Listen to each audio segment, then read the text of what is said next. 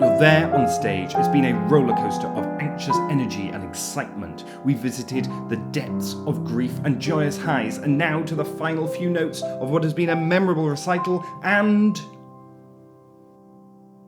nothing. Today we're revealing exactly why playing softly on piano is so very difficult. The technique that you can use to consistently produce soft notes, and also the practice method that you can use to master playing softly while also projecting sound. But first, why don't notes sound when you play really softly on the piano? It can be really unsettling, especially if you move from a digital piano where it doesn't matter how loud or how hard you press, the note is going to sound. And then you move to a grand piano and you play it really softly and it just creates nothing. Well, the piano action mechanism for one hammer alone consists of over 100 parts, and the whole piano itself consists of over 9,000 different parts. Now, you need all of those parts to work together in a hammer to complete the cycle when you press the key down in order to create a sound. In order to play softly, we press the key more slowly, but too slowly, and the action mechanism won't be able to complete its full cycle. The hammer will not get launched at the string, and it will result in no sound. So why is playing really softly for the pianist really difficult? Here are 3 reasons. The first is this: though we know to practice our pieces, our scales, our sight reading, and our listening, dynamics often aren't given the same attention that they deserve. They're often an afterthought, and because of this, we don't spend enough time actively practicing and listening to them. The second reason that playing softly can be difficult is because we're not using the right technique. Technique is everything, and we're going to be going through how to use the right technique in just a moment. The final reason is about being able to apply this technique to any acoustic and any piano. Remember that every piano is different, but the more opportunity you have to try out different pianos, the more opportunity you have to adjust to new pianos, and the better you're going to get at adjusting.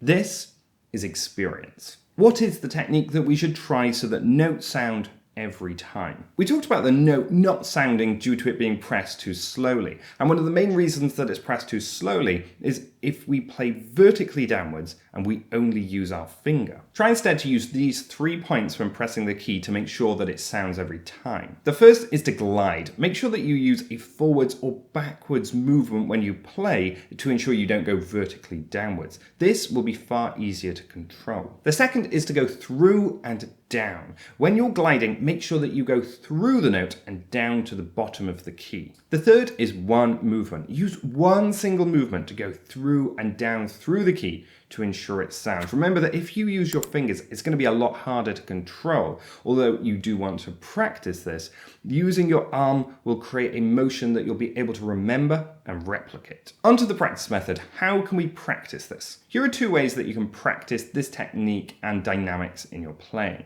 So the first is just to use a block chord and go through all the different gradations of dynamics from pianissimo to fortissimo.